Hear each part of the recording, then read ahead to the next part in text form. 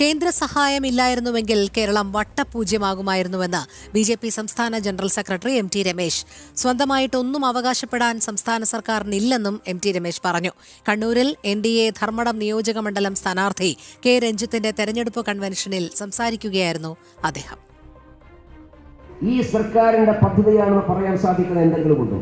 കേന്ദ്രാവിഷ്കൃത പദ്ധതികളിലൂടെ കേരളം നേടിയെടുത്തിട്ടുള്ള നേട്ടങ്ങളെ പിണറായി വിജയന്റെ സ്വന്തമാണ് എന്ന് പറഞ്ഞുകൊണ്ട് നടക്കുന്നതിനേക്കാൾ വലിയ നാണക്കേട് വേറെന്താവുന്നത്? ഇതെല്ലാം കേന്ദ്രത്തിന്റെ പണമല്ലേ? അതുകൊണ്ടാണ് സൂചിപ്പിച്ചത്, കേന്ദ്രാവിഷ്കൃത പദ്ധതികളിലൂടെ കിട്ടിയിട്ടുള്ള പണം ചെലവഴിച്ചുകൊണ്ട് സൃഷ്ടിക്കപ്പെട്ടിട്ടുള്ള പദ്ധതികൾക്കപ്പുറത്ത് ഈ സംസ്ഥാന സർക്കാർ സ്വമേധയാ പൂർത്തിയാക്കിയിട്ടുള്ള ഏതെങ്കിലും ഒരു പദ്ധതി പറ. എല്ലാവർക്കും വീട് എങ്ങനെ കൊടുത്തു? നിങ്ങൾ പ്രധാനമന്ത്രി ആവാസ് യോജന വഴി കൊടുത്തു. സ്വന്തമായിട്ടൊന്നും അവകാശപ്പെടാൻ ഈ സർക്കാരിനെ സംബന്ധിച്ചിടത്തോളം കഴിയില്ല. വീണ്ടും അവരെ എന്തിന് അധികാരത്തിലേക്ക് എത്തിക്കണം?